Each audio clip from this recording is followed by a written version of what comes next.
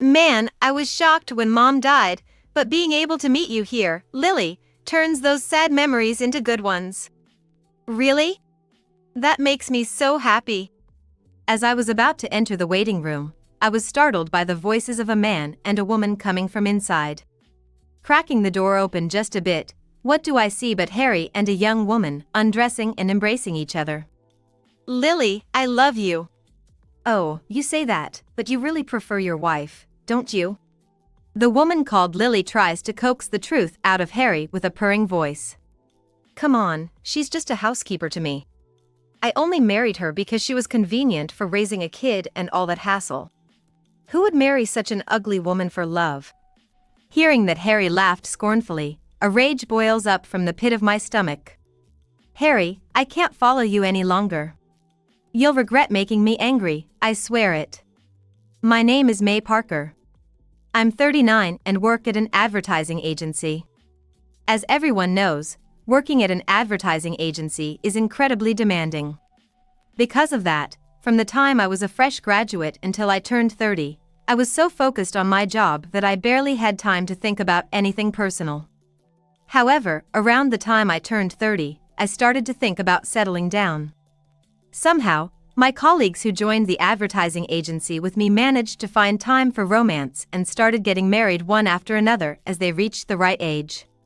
Feeling like I was falling behind, I decided to try something called a speed dating party for the first time in my life. The event I attended was age-restricted, only for those in their 30s and 40s. Being 30, I was the youngest participant there, which surprisingly allowed me to engage in conversations with several men. I wouldn't consider myself ugly, but I've never been the type to be called cute or beautiful by those around me. Therefore, I was genuinely surprised and pleased to find so many people interested in me. At this event, I met a man named Harry Parker. He was a classmate of mine who had been married before and had a 9-year-old son named Alex. Although I was surprised that he had a son at the age of 30, Harry was always smiling and treated me kindly. He mentioned that he has been working at a gas station ever since graduating from high school. Having someone like you, May, as a mom, I bet my son Alex would be thrilled. Harry said with a smile, making me feel unexpectedly moved. Would you like to exchange contact information? Before I knew it, I found myself asking Harry for his contact details. I had never been the one to ask a man for his number before, so I was surprised at my own forwardness. Yes, of course. I'd like that. After successfully exchanging numbers with Harry, we kept in touch after the party and went on about 3 dates. Harry was always a gentleman, practicing chivalry on every date. When he confessed his feelings after our 3rd date, I was overjoyed to the point of nearly jumping for joy. And so, we officially became a couple. Our time together reminded me of the bittersweet days of youth, filled with fun and joy. Harry proposed about 10 months into our relationship.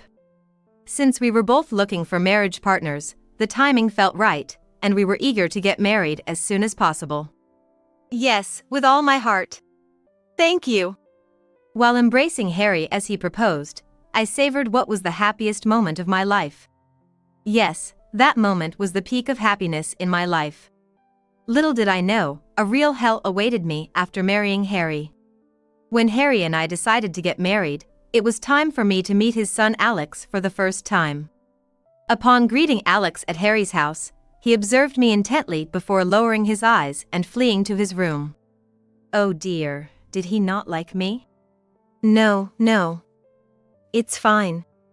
He's still in elementary school, and suddenly being introduced to a new mom has probably just confused him. Give it some time, and he'll warm up. Right, that makes sense. I was convinced by Harry's words and decided to take my time building a relationship with Alex. The next day, we went to greet Harry's family at his parents' home. We had already visited my parents to introduce Harry. Harry had explained to me that his father had passed away a few years ago, leaving his mother on her own. Nice to meet you. My name is May. Harry has been very kind to me. I look forward to getting along with you. As I bowed my head slightly in greeting, my MIL began to scrutinize me as if appraising my worth. She was flashy in appearance, adorned exclusively with expensive watches and jewelry from what are known as high-end brands. I could tell at a glance that she was a person with high pride. Oh, well, look at that, a perfectly average young lady. Not particularly beautiful, but not ugly either. Well, if you're gonna be Alex's mother, I suppose you'll do. I couldn't believe my ears at the first words that came out of my MAL's mouth. Although not overtly hostile, the undertone of disdain in her words weighed heavily on my heart. The fact that these were her words upon our first meeting made it all the more unbelievable. Mom, come on, that's not fair. Harry interjected, seemingly finding the situation absurd, yet he was smirking. Oh, how rude of me. Well, since you'll be moving in with us next week, let's get along, shall we? Moving in? I was confused once again. Yes, didn't Harry tell you? Living together was a condition of the marriage. Seeking help with a glance, I turned to Harry, but he ignored my plea and nonchalantly said, "Oh, I forgot to mention. We're thinking of buying a bigger house since it's too cramped here. I'm counting on your help with the mortgage payments." Harry casually dropped this bombshell as if it were the most natural thing in the world. What was happening? Confused and unable to organize my thoughts, I left his parents' home. Swept up by Harry and his mother's forceful approach, I found myself moving into the new house Harry had arranged for us after we got married. The house was a brand new, detached home, and I was surprised that Harry had purchased a new construction even before we were married. Wow, what a big house! Alex exclaimed, his eyes sparkling as he explored the new home. It was a sizable two-family home, and I wondered just how much the mortgage was. Too afraid to ask immediately, I hesitated. This place seems comfortable. So, I'll take the biggest room over here. My mother-in-law chose a 21 square meters Western-style room, the largest in the house. It was on the first floor, the room I had wanted, which took me by surprise. Mother, about that room, As I attempted to protest, she glared at me sharply and said, "What? Do you have a problem with that?" in an intimidating manner. No, not really. Overwhelmed by her domineering presence, I felt myself shrinking. Hey, I'm hungry. Hurry up and make some food, old lady. Alex shouted his demand at me from a distance. Being called old lady was a first for me, and I was taken aback. Alex, it might take some time to get used to, but I'd like you to call me Mom. Shut up, you old lady. Just hurry up. Unlike our first meeting, Alex was bold and kept calling me old lady, almost mockingly. Hey, could you say something? I looked to Harry for support again, but he just rationalized, saying, well, he's probably not used to it yet. Besides, to Alex, I'm an old man, and May is an old woman. More importantly, May. I'm hungry too, so hurry up and make us dinner. At my MIL's order, my eyes widened in surprise as I exclaimed, what? Now that we're living together, you'll be making meals for everyone, right? Oh, this is wonderful. Now I don't have to do housework ever again, she claimed outrageously. Wait a minute. Shouldn't we all share the household chores?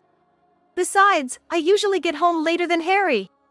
You're not working right now, are you, Mother? Indeed, my job hours are much longer than Harry's. I leave for work at 8 a.m. and return around 9 p.m.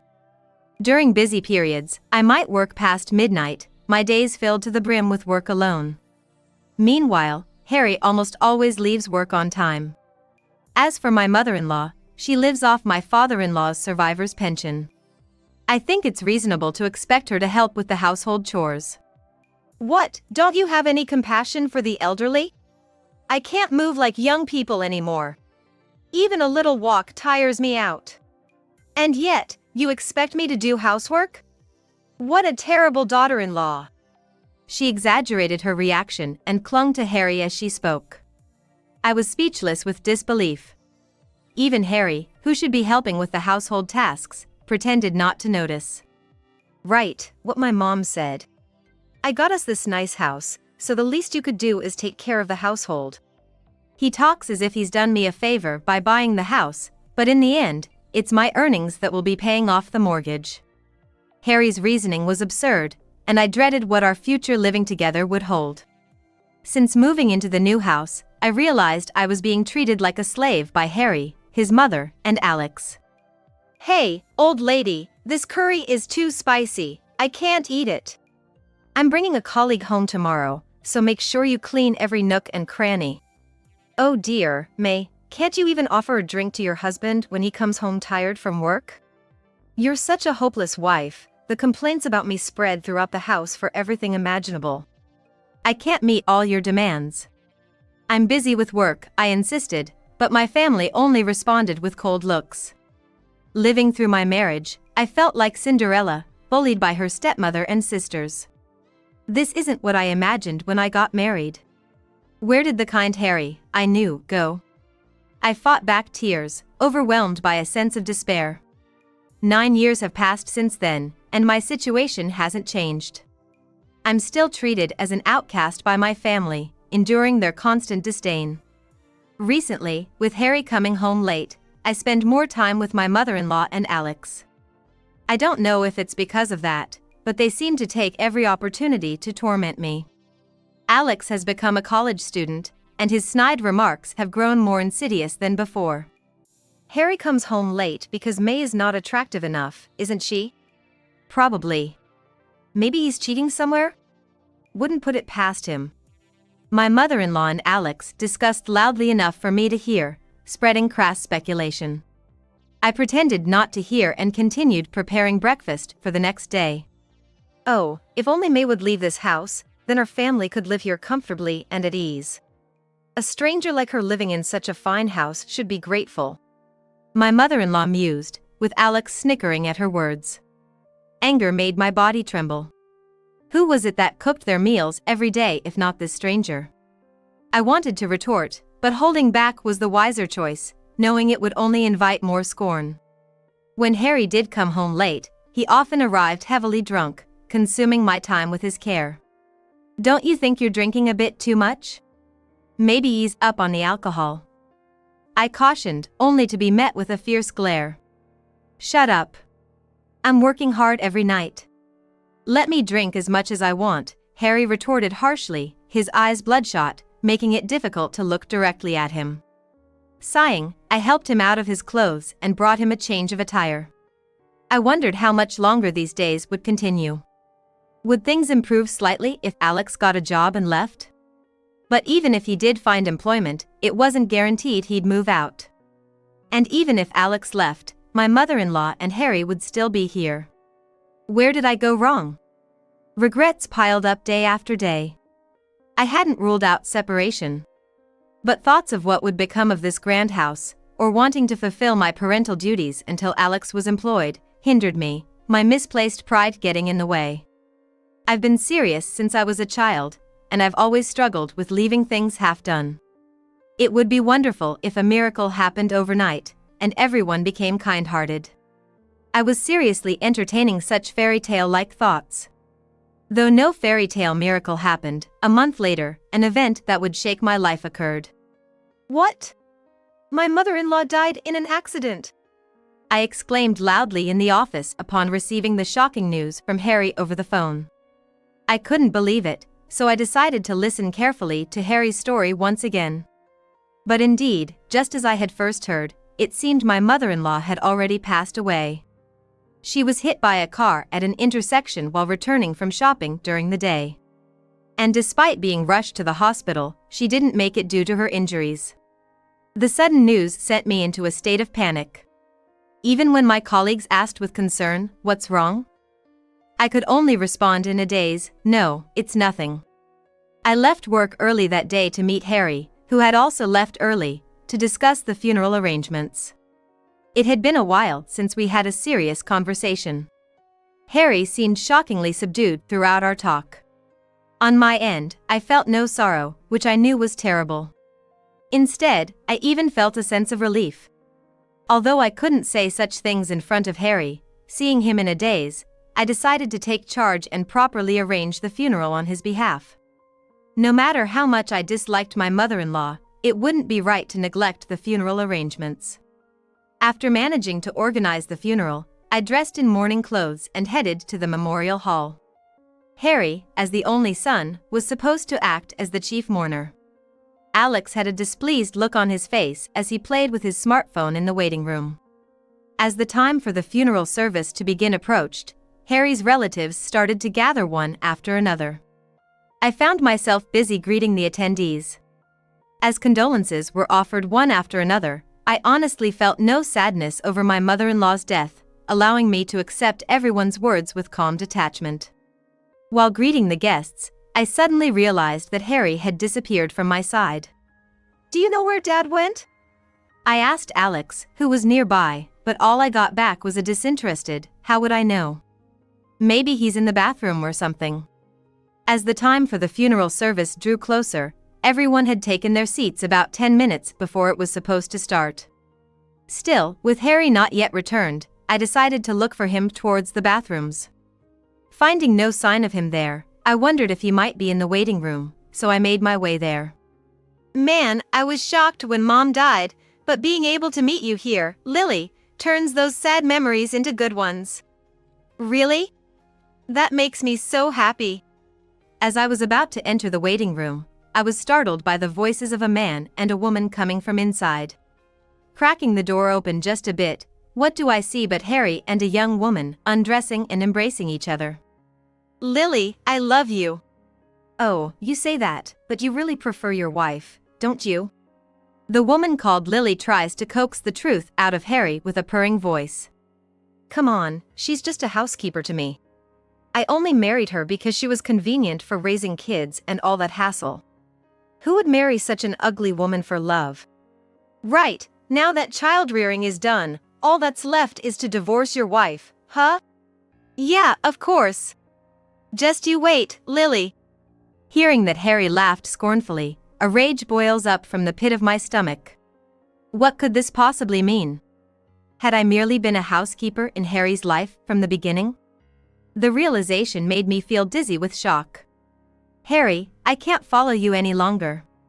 You'll regret making me angry, I swear it. From the gap in the door, I decided to record Harry and Lily's affair on my smartphone. A beep sounded as I started recording, but the enamored couple didn't seem to hear it.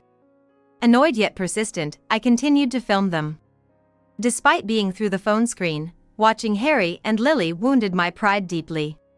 After completing the recording, I quietly closed the waiting room door and, instead of heading to the funeral hall, went straight home. By now, my absence at the funeral hall might have caused a stir. But I couldn't forgive this incident. Despite his mother's death, Harry was having an affair with such a younger woman right before the funeral. Just thinking about it was horrifying. Upon returning home, I furiously filled out the divorce paper I had prepared for any eventuality. After placing the completed divorce paper on the dining table, I began packing my belongings into a large suitcase. Being a minimalist, everything I needed from 9 years in this house fit into one suitcase. Taking only my most important bank book and seal, I left the house for the last time. Harry called me about 2 hours after the funeral had started. By then, I had just finished moving from our house to my parents' home. My parents were attending my mother-in-law's funeral, so I was alone at my parents' house. I ignored Harry's phone calls while unpacking and secluding myself in my room. I had only informed my mother that I had left home due to various reasons. I didn't want to speak to Harry for a while, planning not to answer his calls until my feelings had settled, but Harry persistently kept calling, no matter how many times I ignored him. This made it clear that I wouldn't be able to have peaceful days like this. I would have to explain the situation about Harry when my parents returned, something I was dreading. Reluctantly, I decided to pick up Harry's call, despite my desire to avoid it. Hello, Harry? Need something from just a housekeeper? I started the conversation with as much sarcasm as I could muster. May. What the hell have you been doing? Skipping my mother's funeral, what were you thinking? Harry's voice was frantic, echoing loudly in my ear. Fighting the urge to throw my phone away, I pressed it closer to my ear, determined to confront Harry. I just thought, maybe it's okay not to go. I've always been treated poorly by your mother, anyway. I avoided directly mentioning the infidelity I had witnessed, choosing instead to indirectly confront him. What are you talking about? What kind of wife skips her MIL's funeral? Plus, when all the relatives and I got back to the house, you were gone, and there was a divorce paper on the table. We were all wondering what was going on. You've embarrassed me. Harry rambled on, pinning all the blame on me as if I was entirely at fault. Appalled by Harry's attitude, I continued, "Listen here," expressing my disbelief. Which do you think is more unreasonable? Skipping the funeral of a mother-in-law who has been nothing but mean to me for 9 years, or cheating in the waiting room on the day of your mother's funeral? I raised my voice enough to echo in the room, laying out the stark reality. As I spoke, Harry exclaimed in shock, "What?" and simultaneously, I could hear whispers from Harry's relatives in the background through the phone, murmuring, "Cheating, and what's going on?" I took a deep breath and spoke loudly enough for everyone to hear through the phone. I'm very sorry for missing the funeral today, everyone. The reason I didn't attend is that I caught Harry cheating with a younger woman in the waiting room of the funeral home. When I boldly spoke about the afternoon's events, it seemed my voice leaked through Harry's phone as planned, causing the relatives to start murmuring, "What? What does that mean?" stirring confusion among them.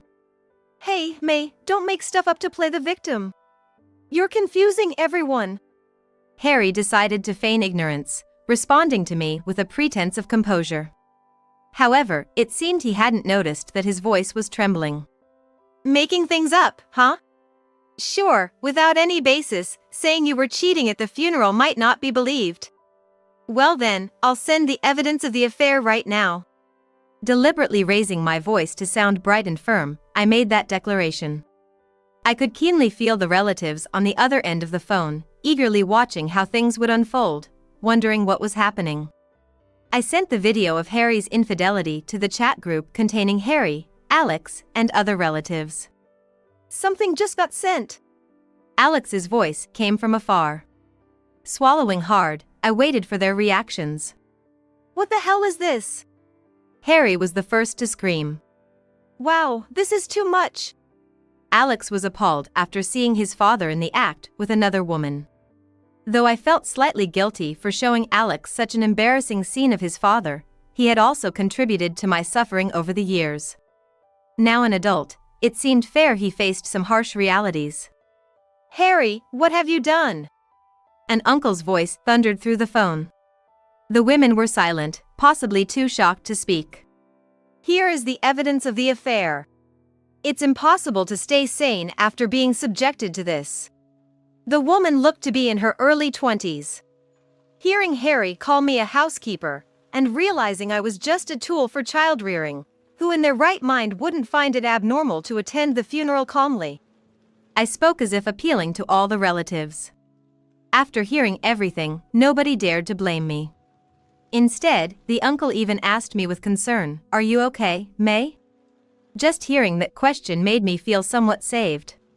This is all a lie. Nowadays, videos can be fabricated with editing, making it easy to fabricate evidence. You've been saying you're busy with work every day, but were you actually spending your time making this ridiculous video? Wow, that's really pathetic. You're the lowest. Harry, far from apologizing, spun a ridiculous theory that the video was fake.